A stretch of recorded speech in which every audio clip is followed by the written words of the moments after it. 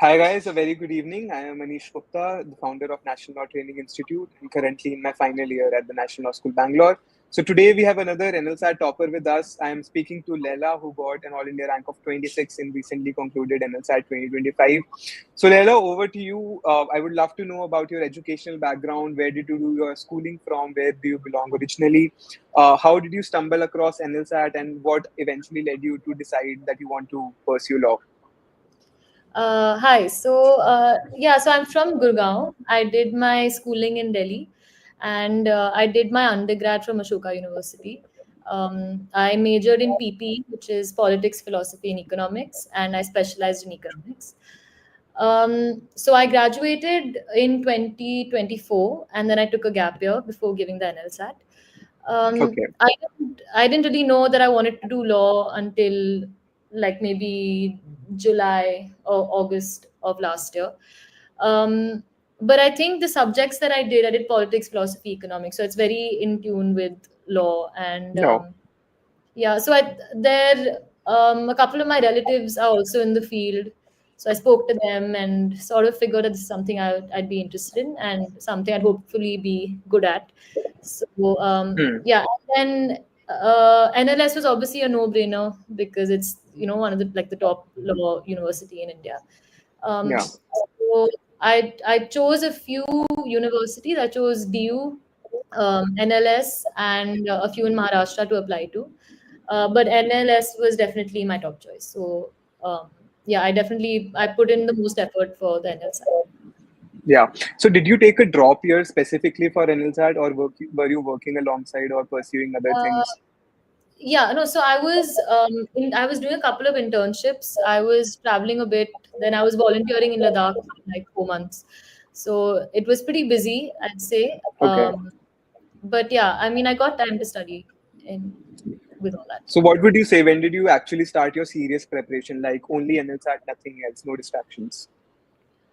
Uh, I'd say I started doing mocks and no distractions, serious studying by around Jan. But Okay. before that, I knew that current affairs and general knowledge is very important for the exam. So um, from last year, from when I decided I want to do law, so like maybe Hmm. August, I started reading the newspaper every day. That was something I followed regularly and Hmm. very strictly. Um, but I used to do the NLTI sectional tests here and there, but Yeah. not very intensely because I don't think I could study very intensely for a long time. I think I'd Hmm. get burned. So I'd say I started doing mocks and proper preparation by Jan. Yeah. Okay. So Ella, since you enrolled with us in August, as I can see from our records, and Hmm. I think that is too early if we go by the NLSAT preparation standard. Like most people start their preparation from November, December onwards. So if someone is enrolling with us right now, or if someone is just starting out their NLSAT preparation, what are the few most important things that they should focus upon right now? One would be newspaper reading, that you can start building your foundation in comprehension and reading speed by Yeah. reading newspapers. Is there anything else that they should focus on right now? I think if you don't think that your writing skills and essay writing skills are very strong, that's not something you can build on at the last minute. So that's also something that Hmm. could be worked on throughout the year. My undergrad was very reading and writing heavy, so I Yeah. was used to that. But I think if personally you don't think that your writing skills are that great, then I think that's something that you should be working on in advance because yeah. Right. Thank you for that, Laila. So now we'll move on to strategies for part A and part B in a structured manner. So again, coming back to the first point on how should they improve their reading speed and comprehension, because not everyone has a strong command over the language, the English language, and that might put them at a serious disadvantage. So if someone is, let's say, coming from a Hindi medium background or a background that is not that fluent in English, how should they how should their foundation look like right now? How should they build on their reading speed and comprehension abilities for the RC and the critical reasoning section? I think one thing that really helped me was reading the editorial page and the opinion pieces in newspaper. That was something I refused to skip over. I would definitely read that, and even online, I would read. So I usually read the Indian Express, but if you get a Okay. subscription of the Hindu or other online things, you should definitely read those opinion pieces, because those are the kind of passages that come in the NLSAT also. Um, Yeah. Also, I know that some of my peers, I think, did uh, some passages from the GMAT or LSAT that they found on Yeah. Khan Academy and free resources online. Mm-hmm. That's something you could practice as well. I didn't do that personally, but Okay. I was reading the newspaper. That's sort of how I got my reading comprehension speed and all that. Okay. Laila, what was the strategy for GK? Like, if I heard you correctly, you said you kept up to date with current affairs most of the time. So, what was your strategy for GK current affairs? Which sources did you rely upon? All this stuff. Um, so I've always sort of been up to date with the news, but um, then I started regularly reading the newspaper for the exam, and also I used to go over the NLTI, the GK documents that you guys would give. Hmm. I wouldn't memorize anything because I think that's impossible. There's too much information, but I would just Yeah. scan through it and go through it once. That really helped, and also there were daily GK quizzes as well on the Telegram group. So I Mm-hmm. would join in whenever I could, not every day, but whenever I could, I would join in. And I think when I was reading the newspaper regularly, if I saw that there was one topic that was, in the news a lot and over a long period of time, that's something I would focus on and sort of do background research on. So yeah, I guess that's Okay. that. So, did the GK that come in the paper was it up to your expectations, or did it throw some curveballs?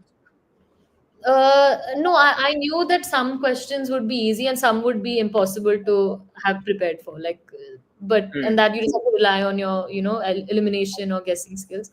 Um, but yeah, I think it was more or less fine. It was expected. That's So, were you expecting a rank of 26 in NLSAT 2025? No, I was not.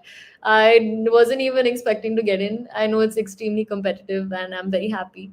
But yeah, it's not something I expected, I think. Right. So Laila, we'll talk about Part B a little now. So what was your strategy for Part B? Particularly, I want to hear about time management. So time management is something that everyone talks about, that you're not able to complete the paper only. So how did you manage your time if you gave mocks? So what was the strategy for mocks, and how did it differ in the final examination? So in the mocks, I would hard stop at 1 hour for part A Okay. and then give the rest of the time for part B. Um, I think I did. Uh, Initially, when I started doing part B, even I was a little slow. I wasn't being able to finish it on time. Hmm. And I wasn't being able to finish hit the word limit as well.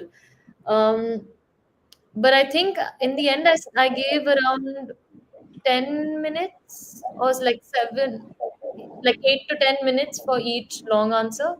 And then I Hmm. wanted to give myself a lot of comfortable amount of time for the essay.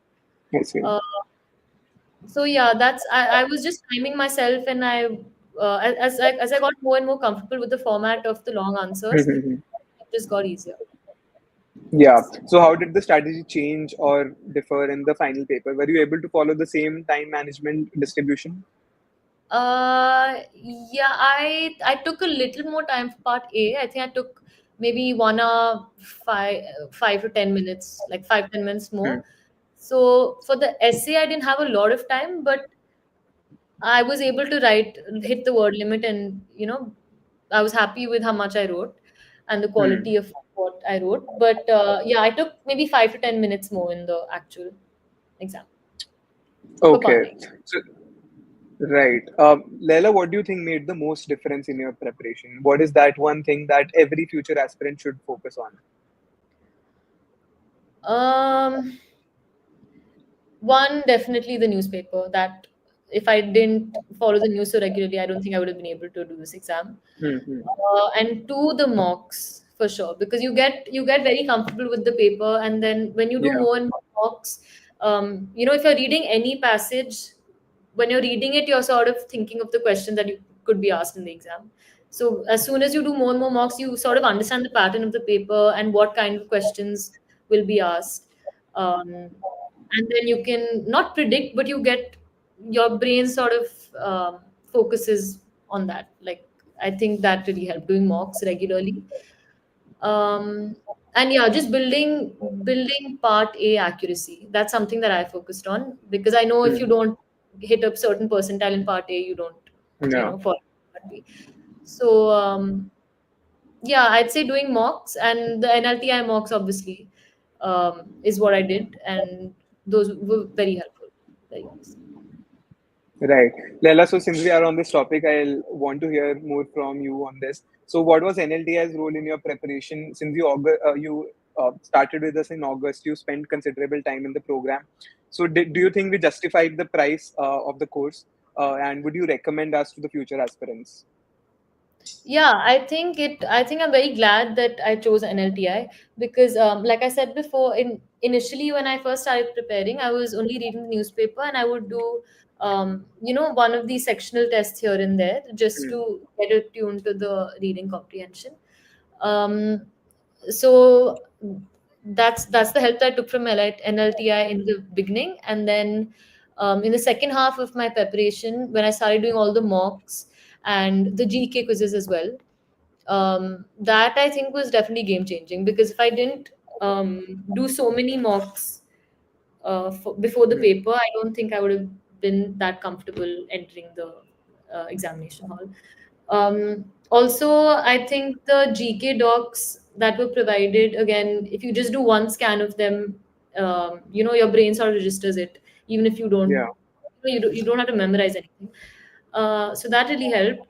And also the feedback that I got from my part B. I don't think I submitted many part Bs because I would always miss the deadline, but the feedback that I got whenever I did was helpful for sure. Right. So, Leila, one last question, and then we'll wrap up the interview.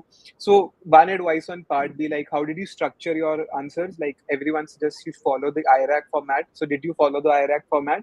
And what Yeah. is your advice on should you write more or should you write less but with a better quality? So I also followed IRAC only. Um, I think that just gives you a structured way of how to, you know, tackle the Yeah. question.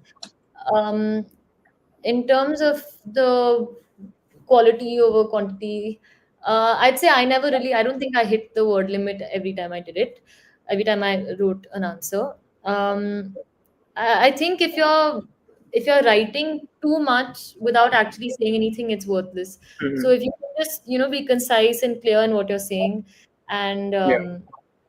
uh, all the facts are in the question itself. So if you just you know give those facts, give your reasoning in a clear, concise manner, instead of writing long, winding sentences which don't they're not really saying anything. It's just to hit the word limit very obviously. Yeah. So I think that that's not helpful. So you just be clear, be concise, and get your point across. Got it. So thank you so much, Leila, for agreeing to this interview. I'm sure future aspirants will find this very helpful. And congratulations again on getting into NLS with such a good rank. We are very proud of you at NLT and look forward to seeing you on campus. Thank you so much. Thanks, Anish. Thank you so much. And thank you, Thank NLTI, for all your help. you.